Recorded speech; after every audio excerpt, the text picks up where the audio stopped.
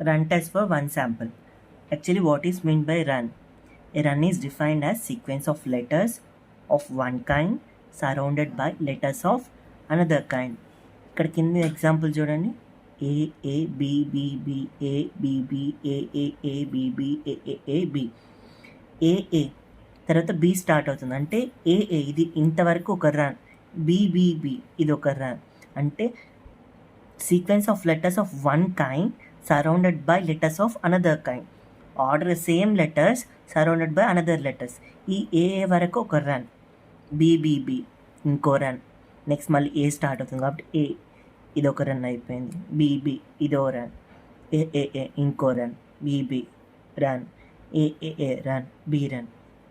అర్థమైందా? రన్ అంటే ఏం లేదు, సేమ్ లెటర్స్ ఎన్నైతే ఉన్నాయో అంతవరకు అది ఒక రన్ అనుకుంటాం అనమాట.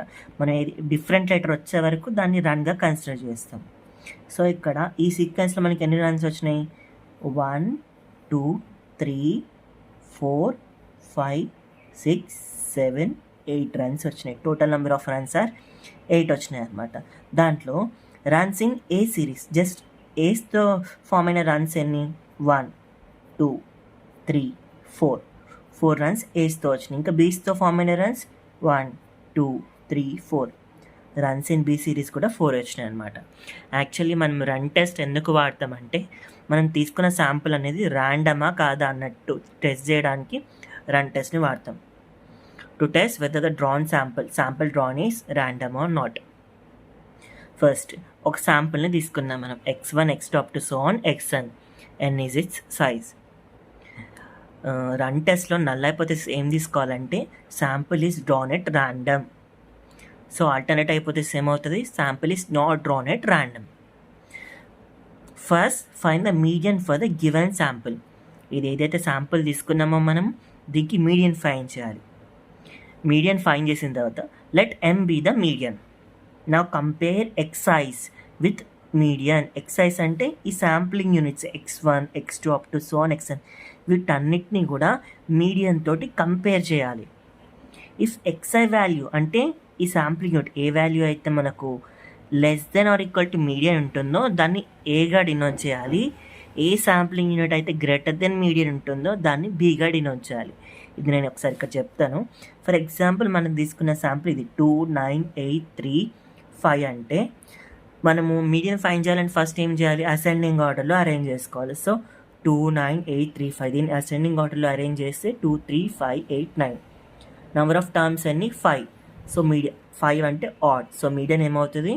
n+1/2th టర్మ్, 5+1/2th టర్మ్ అంటే third term.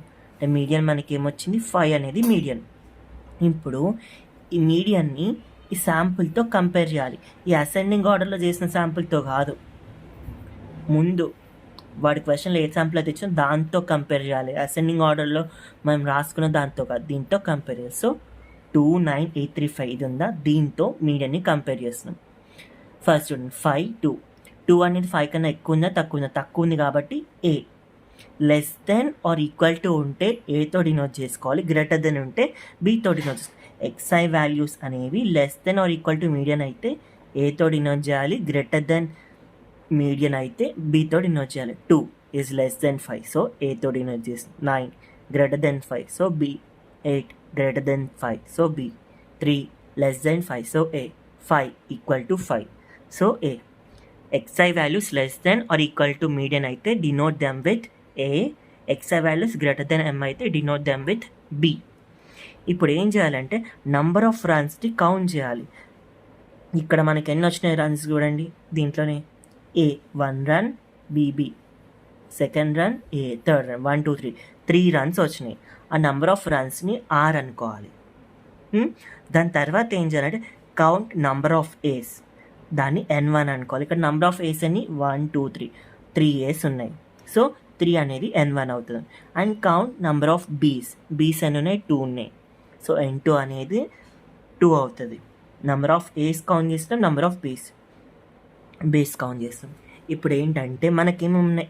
వినో n1 n2 and level of significance ఎట్లానో వాడు ఇచ్చేస్తాడు. సో మనం run table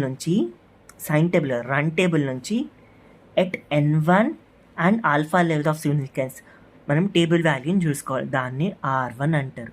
from the table you can get R1 corresponding to N1 and alpha. N1 and ఆల్ఫాకి రిలేటెడ్గా మనకు R1 వస్తుంది. సిమిలర్లీ N2కి అండ్ ఆల్ఫాకి రిలేటెడ్గా మనకు R2 వస్తుంది. R1, R2 అనేవి టేబుల్ వాల్యూస్. ఎక్కడి నుంచి చూసుకున్నాం? రన్ టేబుల్ నుంచి చూసుకున్నాం.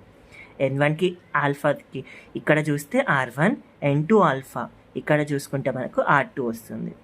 అండ్ మనకి నెంబర్ ఆఫ్ రన్స్ అనేవి తెలుసు. టేబుల్ నుంచి R1, R2 అనేది వచ్చింది. If R1 less than or equal to R less than or equal to R2 అంటే నెంబర్ ఆఫ్ రన్స్ అనేవి R1కి R2కి మధ్యలో ఉన్నట్లయితే we should accept H0, otherwise we should reject H0. సింపుల్గా ఏం చేయలేం. ఫస్ట్ మనము మీడియన్ని ఫైండ్ చేసినాం, మీడియన్ని కంపేర్ చేసినాం ఇచ్చిన సిరీస్ తోటి.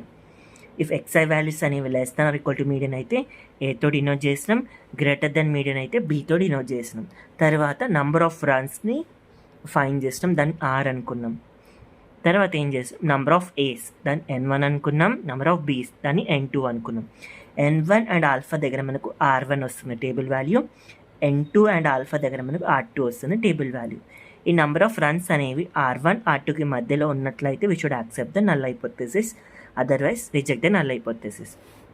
And if in case N sample size అనేది గ్రేటర్ దెన్ 20 ఉన్నట్టయితే we should follow large sample test.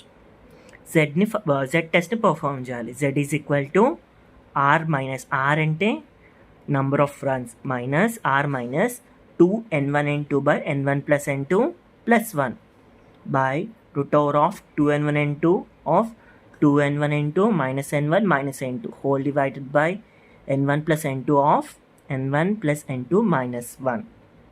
Z value ఇట్లా క్యాలిక్యులేట్ చేయాలి. N1 అంటే నెంబర్ ఆఫ్ ఏస్ అని వస్తాయి, N2 అంటే నెంబర్ ఆఫ్ బీస్, R అంటే నెంబర్ ఆఫ్ రన్స్. మనం Z వాల్యూ క్యాలిక్యులేట్ చేయాలి ఎప్పుడు N వాల్యూ అనేది గ్రేటర్ దెన్ 20 అయితే. సేమ్ ఇప్పుడు మనం Z వాల్యూ క్యాలిక్యులేట్ చేసినామంటే if mod Z greater than Z alpha అంటే mod Z క్రిటికల్ వాల్యూ కన్నా ఎక్కువ ఉన్నట్లయితే we should reject the null hypothesis, otherwise we should accept the null hypothesis.